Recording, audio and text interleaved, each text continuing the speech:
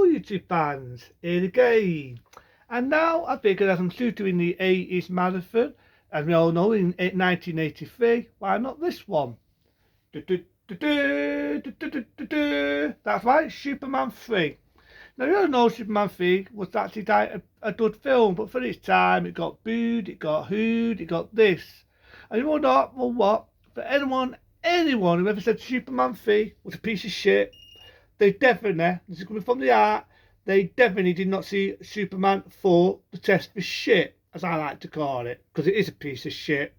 Superman 3 is not. There's a few things here and there I've been nitpicky about, but nevertheless, I still think it's an entertaining film. And in my eyes, I felt Christopher Reeve, if we weren't going to do any more, he should have got it a day there and then in this one. Because Superman 4, the test for shit, is shit.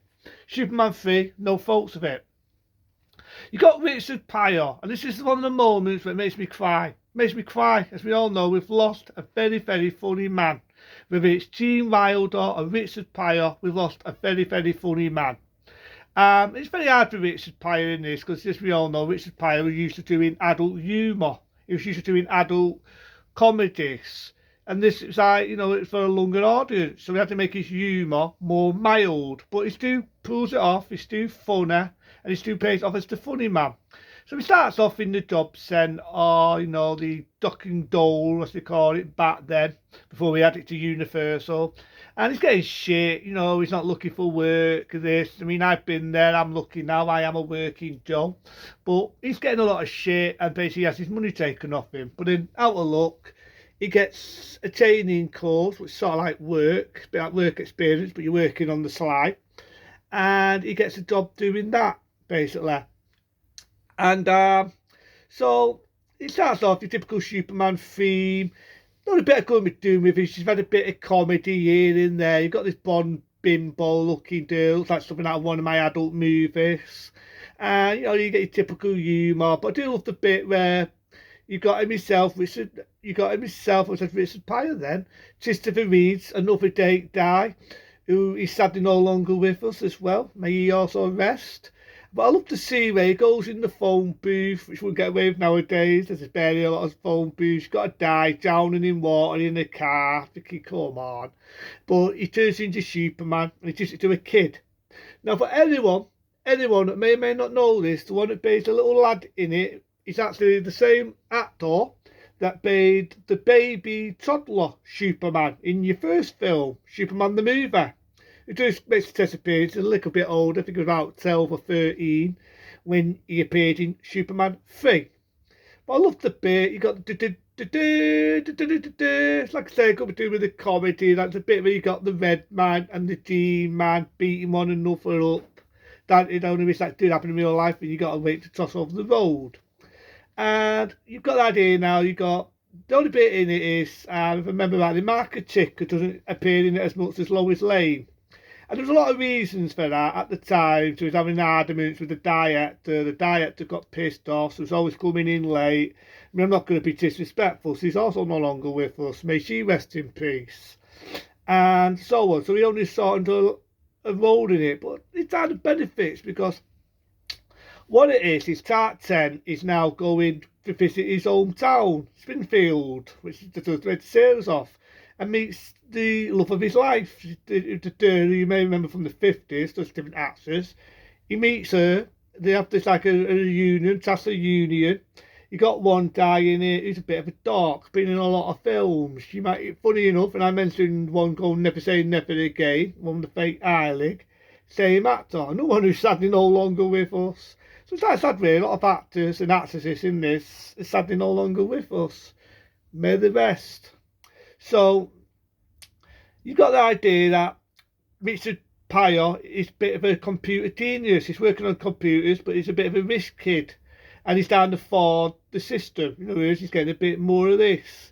But these DD people are the bosses, the companies, tax on. And when you think about it, this is the only time you don't get Lex Luthor in it. The only time you'll get Lex Luthor. And I think it benefits it because I didn't really think when they did Superman 2, Lex Luthor was needed. Yes, Superman the movie, fair enough, first villain.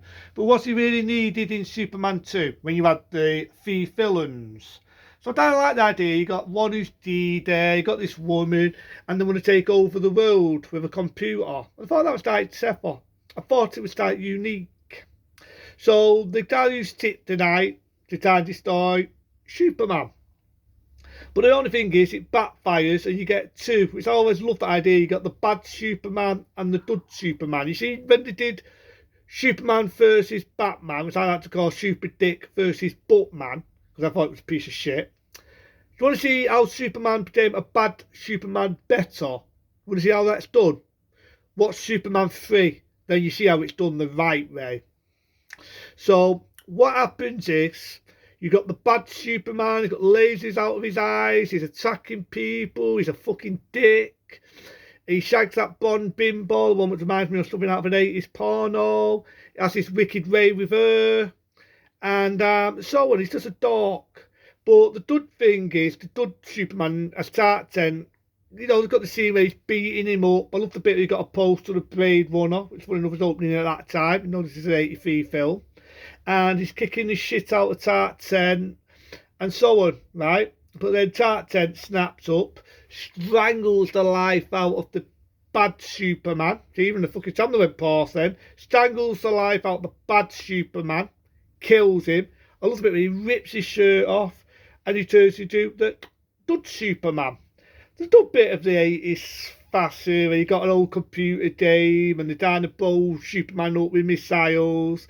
But he outsmarts her, fights the evil woman. And this woman gets turned into a robot. I don't know if you remember that. You got the girl with the cheeky voice. That reminds me of something out of an 80s porno. Shoots her across the wall. Superman manages to outsmart this big dock of computer. Destroys it. Saves Richard Pryor. Because the idea Richard Pryor weren't really a bad guy. He was used by bad people. Saves the day. Gets the love of his life. Happy ending. Happy ending. And that's what I love about Superman 3. As a happy ending. And to me, Christopher Reeve has always been Superman. In real life, with what he went through. And all the charity work he's done. People say, yeah, but all actors do charity work. Yeah.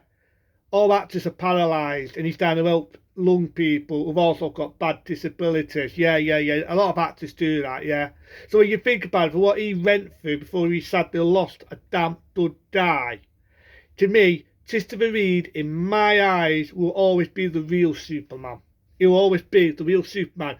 Forget all your fucking posers who nowadays pretend to be Superman and get a money shot. He, in my eyes, is the real Superman. And it shows it. I just love the bit when he fires off. And it's just good. It's a classic. I always loved Superman 3.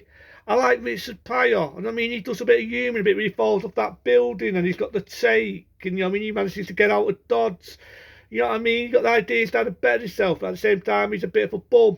But I like that. I mean, like Richard Pryor to me, I miss him. I mean, I remember him in classics like Stir Chaser, See No Evil, Hear No Evil, with another funny guy who's sadly no longer with us, being T. Wilder.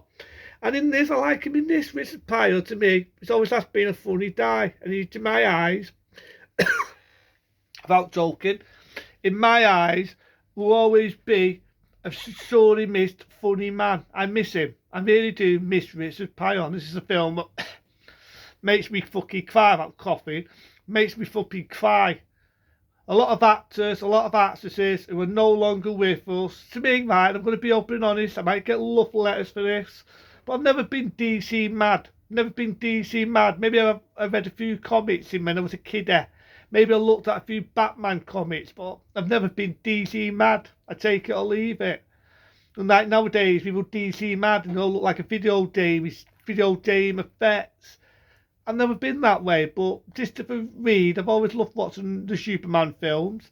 This was a damn good one. It should have stayed like this, because Superman 4, the test was shit.